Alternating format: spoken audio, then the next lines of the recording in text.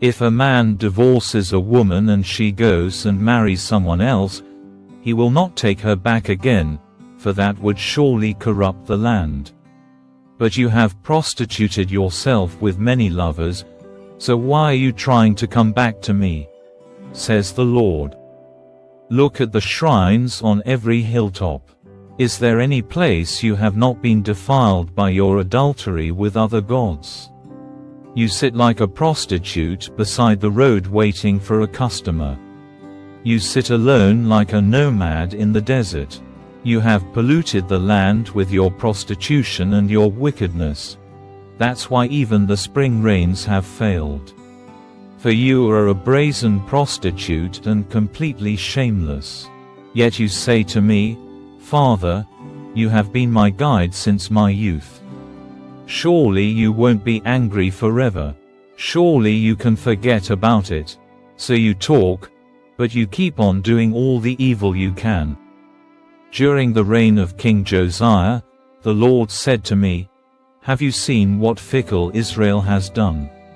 Like a wife who commits adultery, Israel has worshipped other gods on every hill and under every green tree. I thought, after she has done all this, she will return to me. But she did not return, and her faithless sister Judah saw this. She saw that I divorced faithless Israel because of her adultery.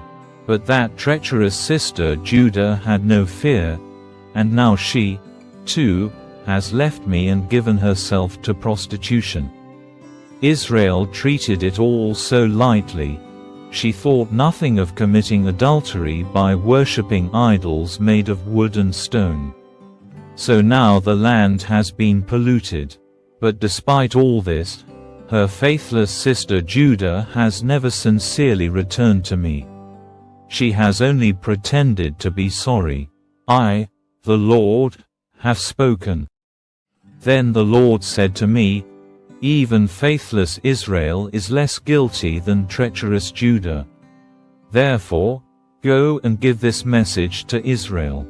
This is what the Lord says, O Israel, my faithless people, come home to me again, for I am merciful. I will not be angry with you forever. Only acknowledge your guilt.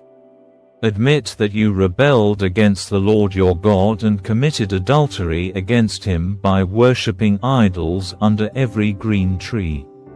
Confess that you refused to listen to my voice.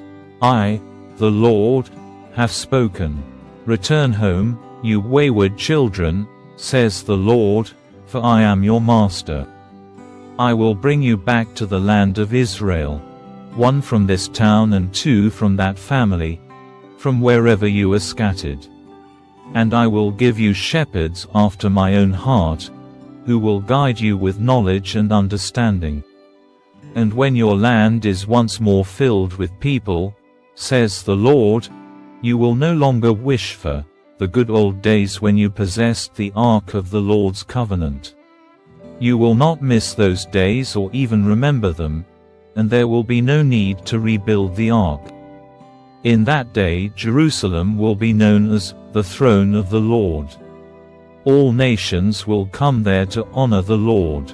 They will no longer stubbornly follow their own evil desires. In those days the people of Judah and Israel will return together from exile in the north.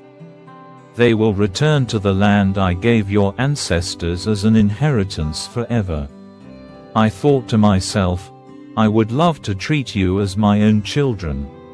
I wanted nothing more than to give you this beautiful land, the finest possession in the world. I looked forward to your calling me, Father, and I wanted you never to turn from me. But you have been unfaithful to me, you people of Israel. You have been like a faithless wife who leaves her husband. I, the Lord, have spoken. Voices are heard high on the windswept mountains, the weeping and pleading of Israel's people. For they have chosen crooked paths and have forgotten the Lord their God. My wayward children, says the Lord, come back to me, and I will heal your wayward hearts." "Yes, we're coming," the people reply, "for you are the Lord our God.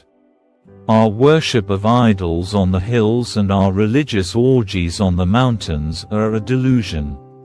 Only in the Lord our God will Israel ever find salvation." From childhood we have watched as everything our ancestors worked for, their flocks and herds, their sons and daughters, was squandered on a delusion.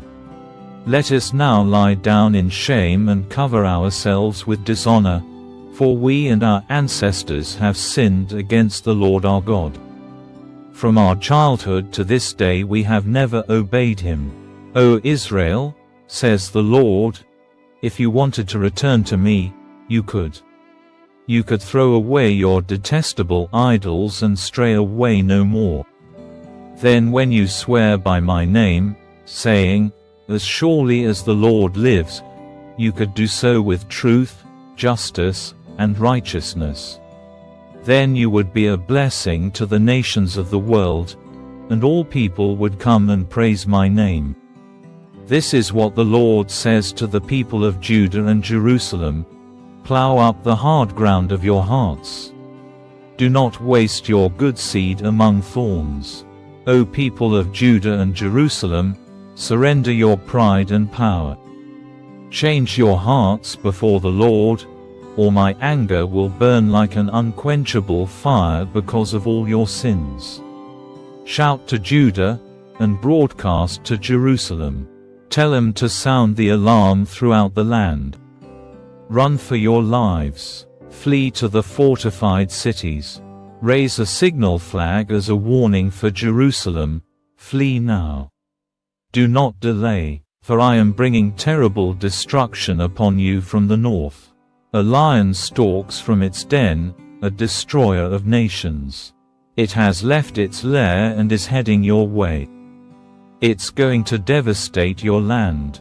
Your towns will lie in ruins, with no one living in them anymore. So put on clothes of mourning and weep with broken hearts, for the fierce anger of the Lord is still upon us. In that day, says the Lord, the king and the officials will tremble in fear. The priests will be struck with horror, and the prophets will be appalled. Then I said, O sovereign Lord, the people have been deceived by what you said, for you promised peace for Jerusalem. But the sword is held at their throats. The time is coming when the Lord will say to the people of Jerusalem, My dear people, a burning wind is blowing in from the desert, and it's not a gentle breeze useful for winnowing grain. It is a roaring blast sent by me. Now I will pronounce your destruction. Our enemy rushes down on us like storm clouds. His chariots are like whirlwinds. His horses are swifter than eagles. How terrible it will be, for we are doomed. O Jerusalem, cleanse your heart that you may be saved. How long will you harbor your evil thoughts?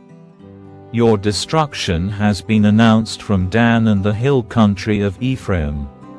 Warn the surrounding nations and announce this to Jerusalem. The enemy is coming from a distant land, raising a battle cry against the towns of Judah. They surround Jerusalem like watchmen around a field, for my people have rebelled against me, says the Lord. Your own actions have brought this upon you. This punishment is bitter, piercing you to the heart. My heart, I writhe in pain. My heart pounds within me. I cannot be still, for I have heard the blast of enemy trumpets and the roar of their battle cries.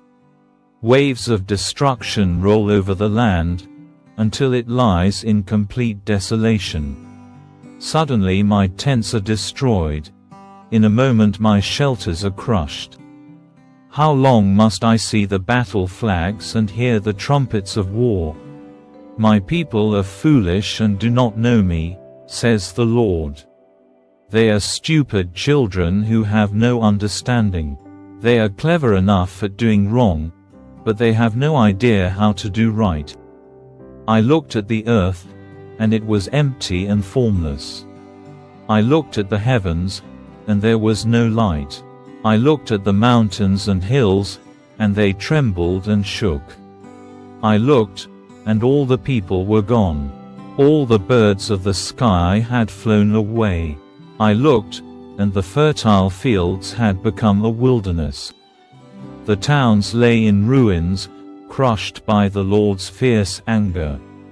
This is what the Lord says: the whole land will be ruined, but I will not destroy it completely. The earth will mourn and the heavens will be draped in black because of my decree against my people. I have made up my mind and will not change it. At the noise of charioteers and archers, the people flee in terror. They hide in the bushes and run for the mountains. All the towns have been abandoned, not a person remains. What are you doing, you who have been plundered? Why do you dress up in beautiful clothing and put on gold jewelry? Why do you brighten your eyes with mascara? Your primping will do you no good. The allies who were your lovers despise you and seek to kill you. I hear a cry, like that of a woman in labor, the groans of a woman giving birth to her first child. It is beautiful Jerusalem gasping for breath and crying out, "Help! I'm being murdered."